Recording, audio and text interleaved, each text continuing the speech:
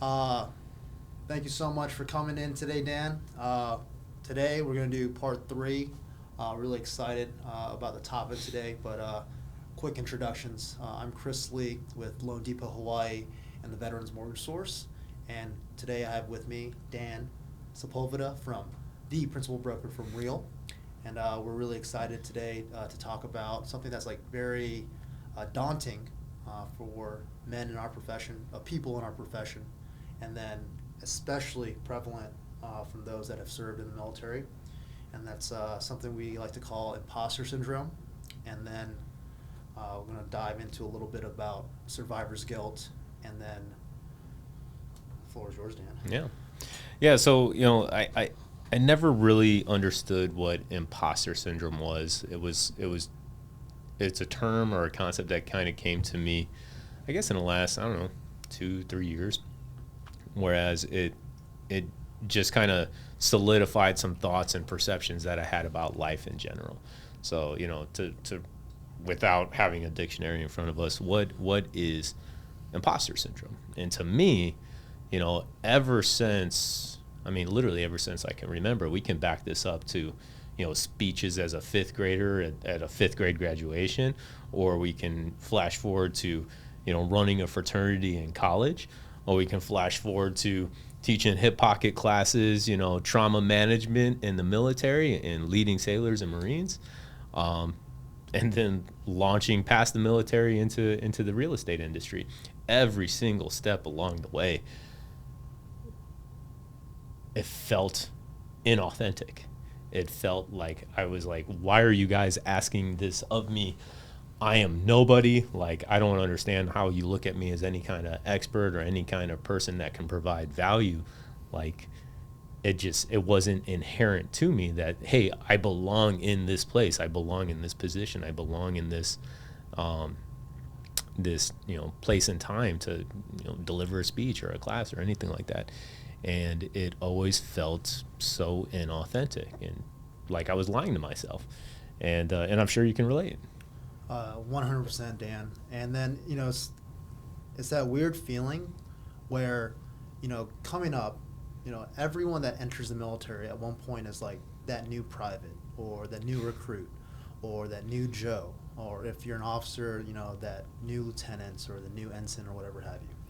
And you're walking in, bright-eyed, bushy-tailed, willing to learn, and then you always look up to that guy or that gal, and it's like, that's who I emulate. That's who I want to be. That's the version of myself I see one day. Before you know it, just out of pure osmosis, trial by fire, drinking through a fire hose, all the old school talk of just receiving a lot of information Sure. and going through it, you've become that guy. Yep.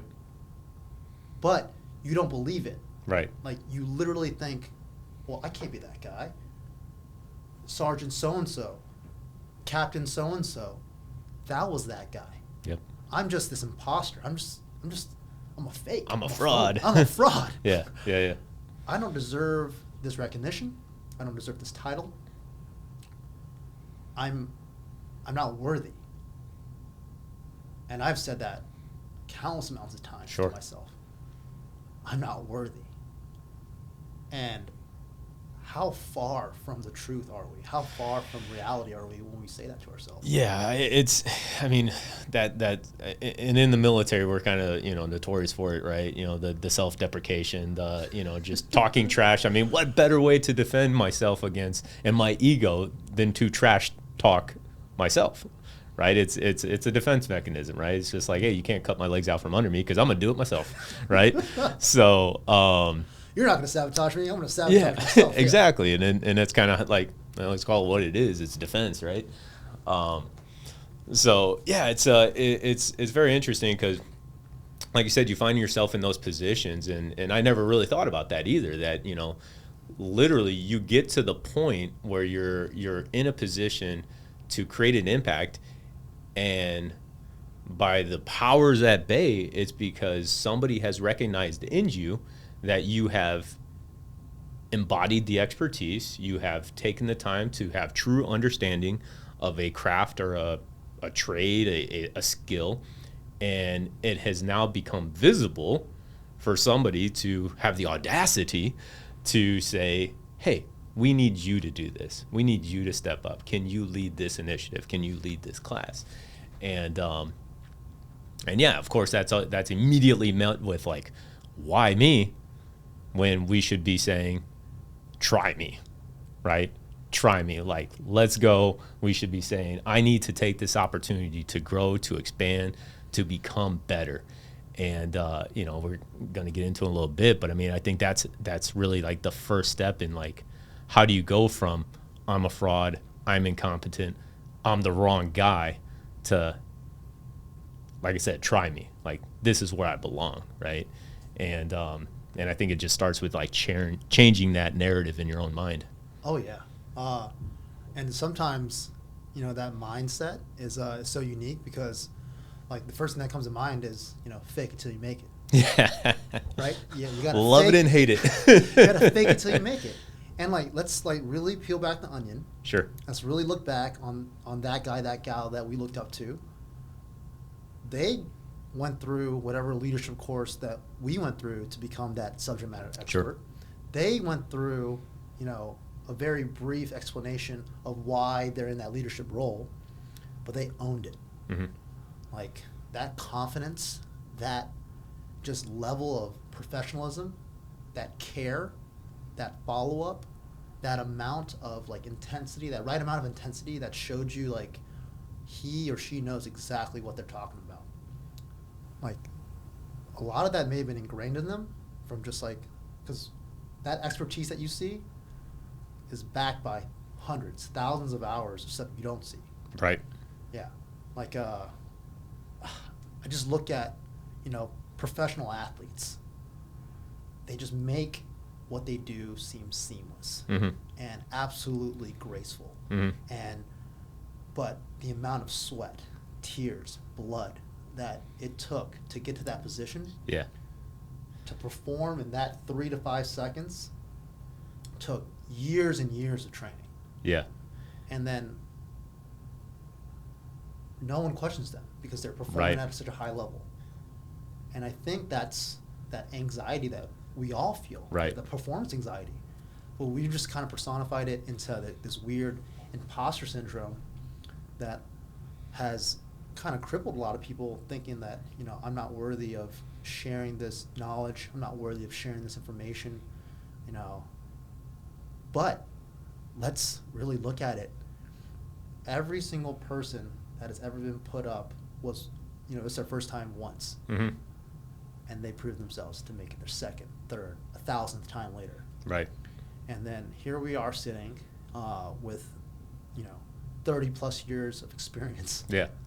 in leading troops into combat, caring and loving and truly being that having that agape, unconditional love for others beyond yourself. Mm-hmm. And yet still we feel like, was that enough? Right. Yeah, and I don't think it's ever gonna change. It's always taking that moment of self-reflection and kind of dissecting everything around you to ground oneself, focus on the growth, focus on the step forward, and focus on that you are worthy. Like, you've earned this, right? You're talking about your athletes and everything, right?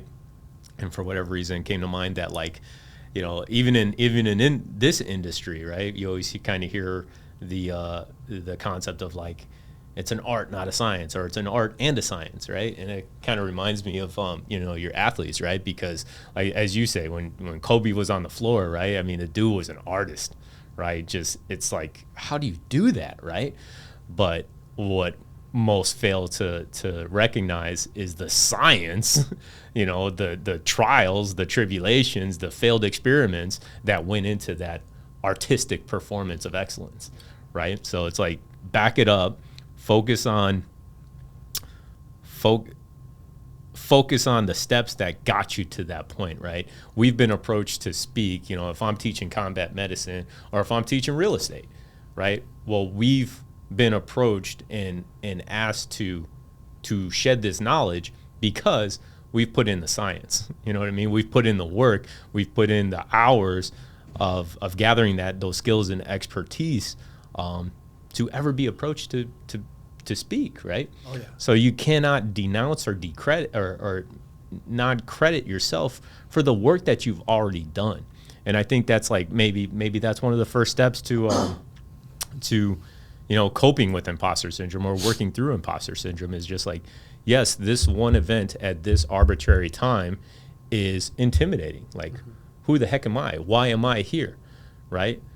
But it's upon oneself to ground yourself and realize that, like, hey, it's because I have this many years of the work behind me, this many years of the study behind me, this many years of digging into the knowledge and the weeds of how to be an expert behind me. And only because of the work that I've already put in am I here today. Yeah, it makes me think of like some great sayings. The expert has failed more times than the beginner has ever tried. Failure is not the opposite of success. It is several steps of success. So that's a great way to look at it. And obviously, coming from where we come from, we tend to hyper-focus on those failures. Mm-hmm. And that's what keeps us really like kind of grounded. Yeah. But in a pretty pathetic way. Yeah. Just because, like we can't celebrate our wins. Right. We can only think about our losses. Yeah. When we should be celebrating our wins. Yeah. And we want to share those wins, whether it be, transitioning out of the military, whether it be owning your first home, whether it be receiving the benefits that all these veterans deserve. Yep. It's a fantastic way to look at it. And then, and by no means do we think that we're going to solve imposter syndrome today. No. But it's a good way to, balance out the fact that we're all going through it. Yeah. And then, I need to humble myself to the fact that, like, hey, maybe I do deserve this. Right. And it's a fantastic way to look at balancing out like all those failures equals to success. Mm-hmm. I mean, it's funny you had mentioned a couple quotes and everything, and I love them, and they were so like cheesy back in the day, or it was a photo on the wall in an office, and you just gave it no thought, right? But like now it's just like, if somebody says, well, how'd you do this, or how did you succeed at that, and I'm just like, I failed forward every step of the way. I fell on my face. I sucked. Like, it was terrible. And then I regrouped, gathered what went well, gathered what did not, and tried again, right? So failing forward is so important with it. And like I said, you're not an imposter because you've already put in the work. And those failures, Michael Jordan has another one. He's just like, I've missed this many game-winning shots, missed this many free throws, missed this many. I have failed to hit the buzzer beater on this many occasions. And it is because of my failures that I win.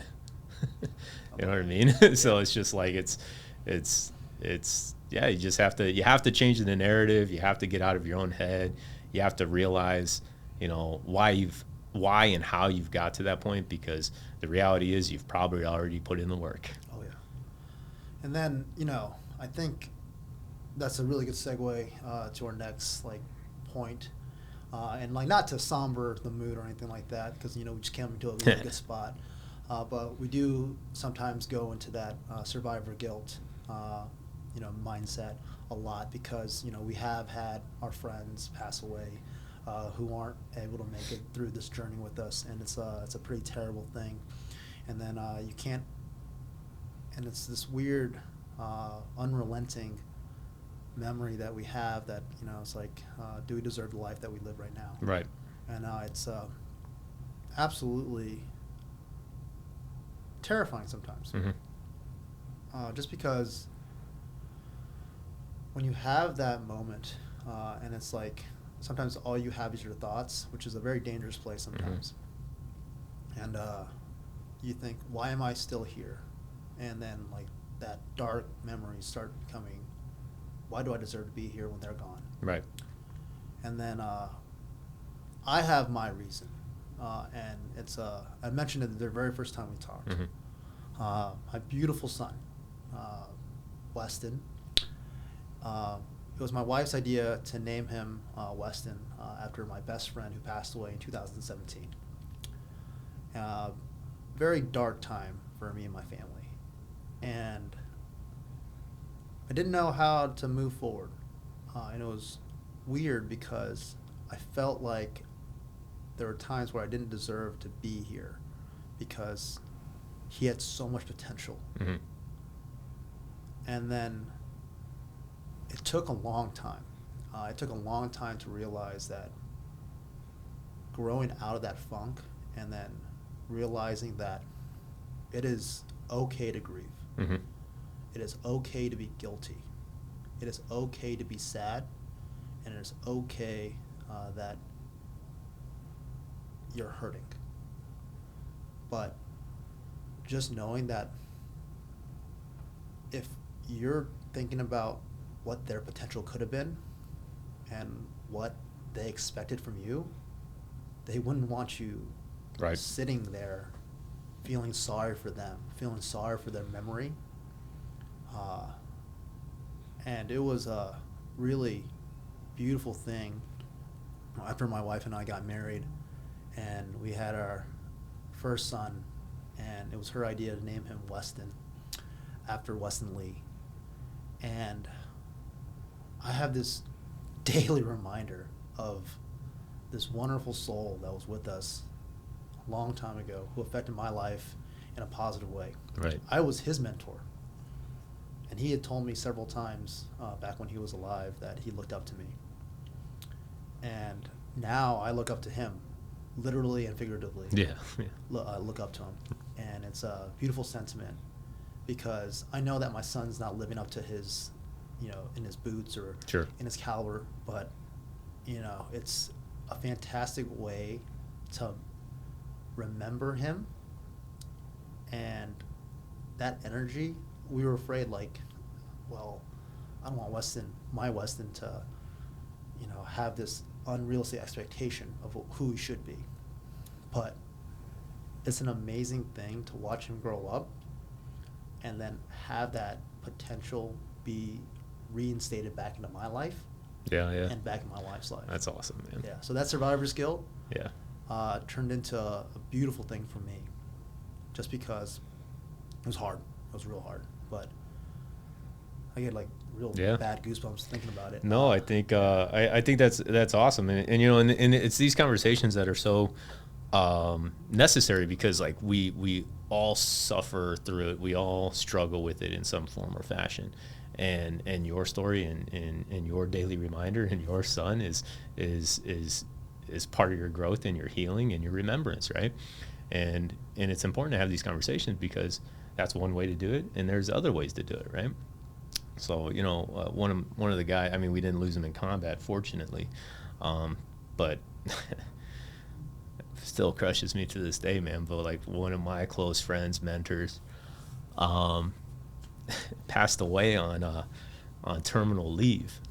Terminal leave. You just served your country for 20 plus years, and when it's all said and done, and you're supposed to click the start button to life round 2. You know what I mean? Like freedom. He passed of a heat stroke, and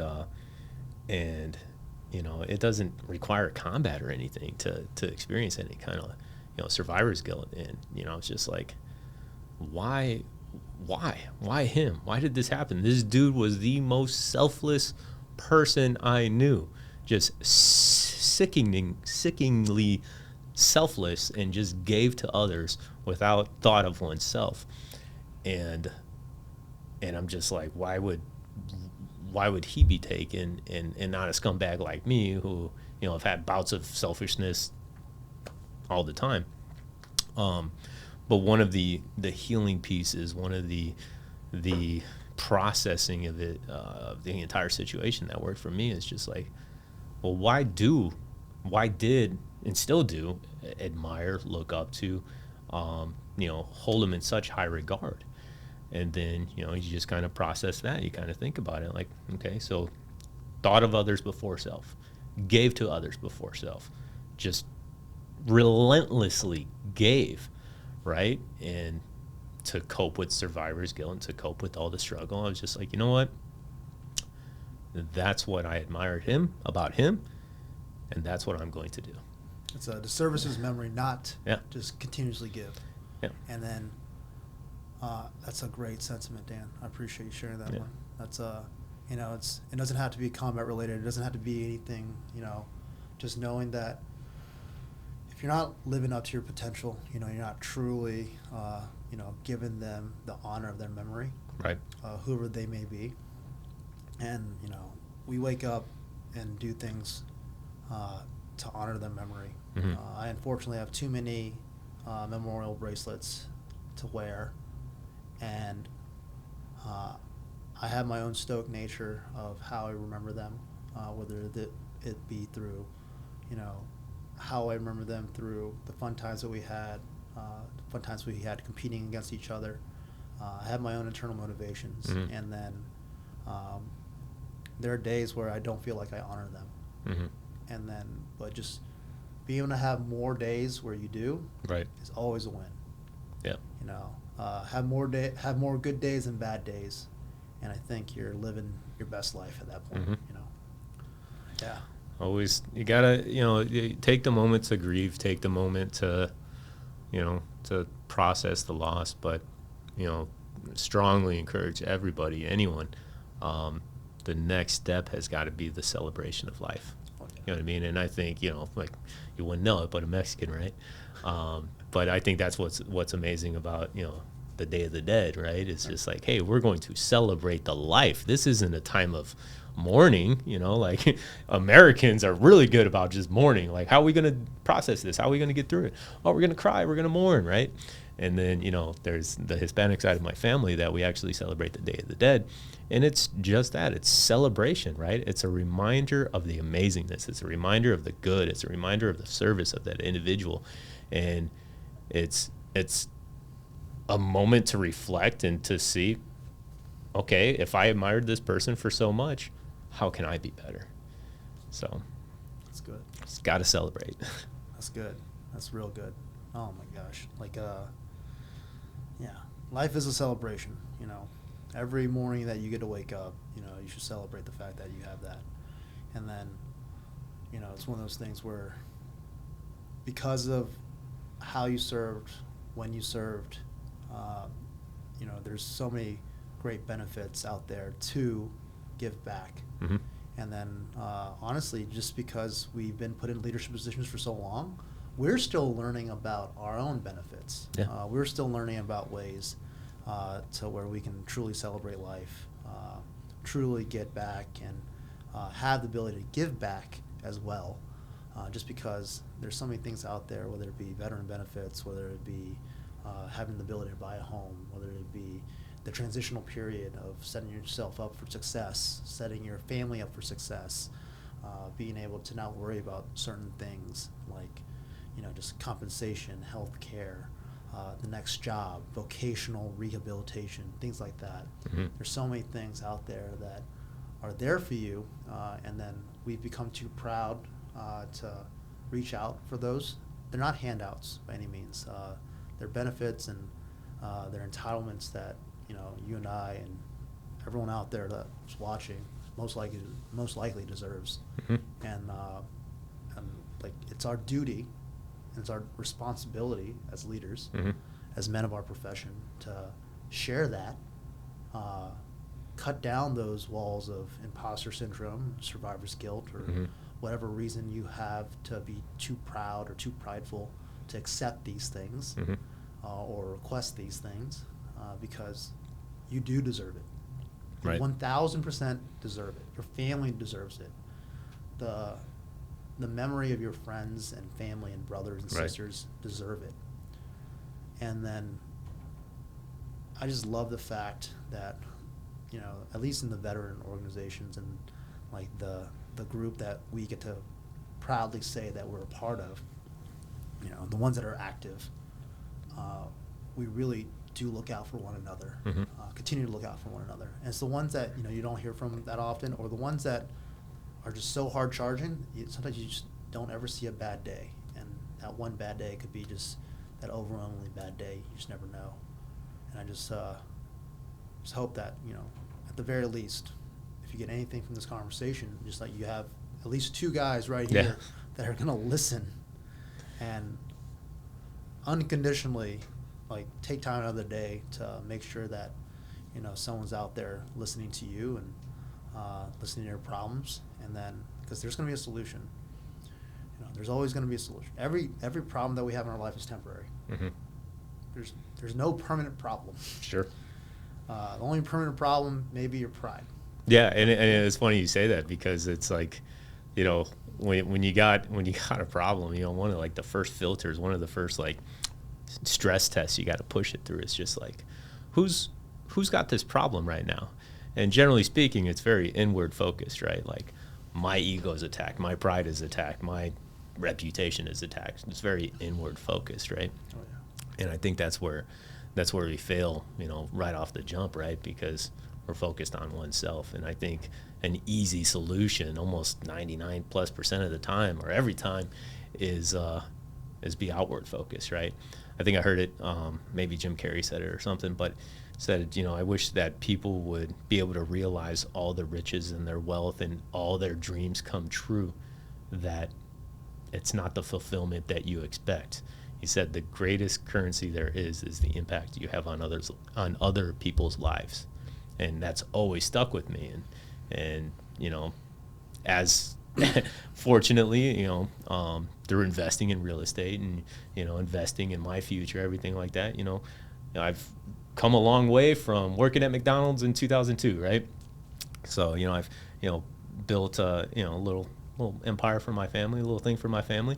And, with every milestone hit, I'm just like, that's nothing. Like, there's no internal, I thought, like, once I hit, X amount of net worth or something like that, like, all my problems would be solved. I would be fulfilled. And it's just not the case. But a random person who calls me on the phone, he's just like, hey, is this HM1 Sepulveda? I'm like, well, actually, it's Chief. But actually, I'm out, so not even like, who's this? And he's just like, hey, I don't know if you remember, I was one of your boots back in 2014, and, I don't know why, but, something told me to call you and just say, thanks, thanks for being there for me, thanks for teaching, thanks for guiding. I really appreciate everything you did. And that phone call, those 30 seconds, have always been a greater payday than any paycheck, right? Oh my gosh. Yeah. Another little tidbit. Even if you're not hurting, just give your buddy a call, especially one that you haven't talked to in a long time. I would say give them a call. You care about them, and like, you see how they're doing on social media every now and then. Just give them a call. Mm-hmm. We're the corners of the world, like literally Hawaii. We're as far away from mainland America as you can be, and I make it a conscious effort to stay close to my friends. Yeah.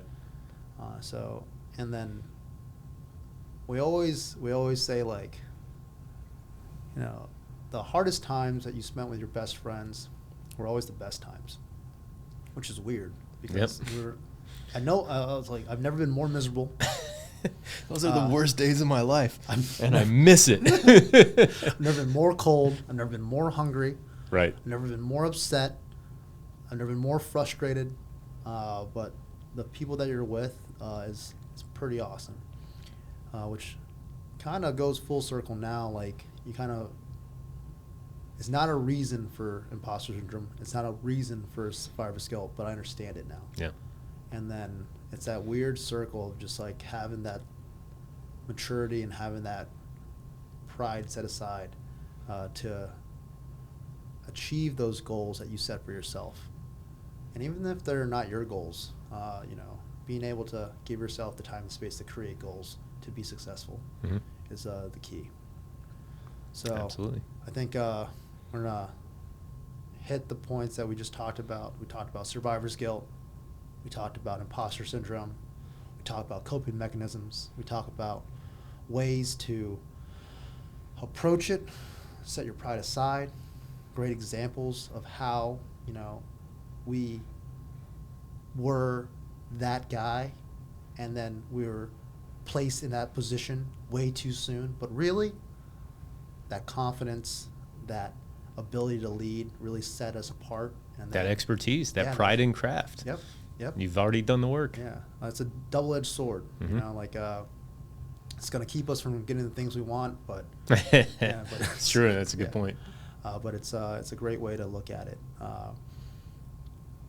I always value these talks, Dan. Thank you so much. I think that for all those that are listening to us, if they have any problems, whether it be what they want to see in the future, whether it's transitioning from the military, whether it be anything related to that, or at the very base level, like they just need someone to talk to. You and I are always there for them. Always. And then, yeah, you know how to reach us. Just give us a call. But we're going to keep this going for sure. I know that I appreciate these talks. It's always good to talk to someone of the same sheet. And it's always good to tell some war stories. And then get back to the good times. Absolutely. But, thanks again, Dan. Appreciate it, man. Until next time.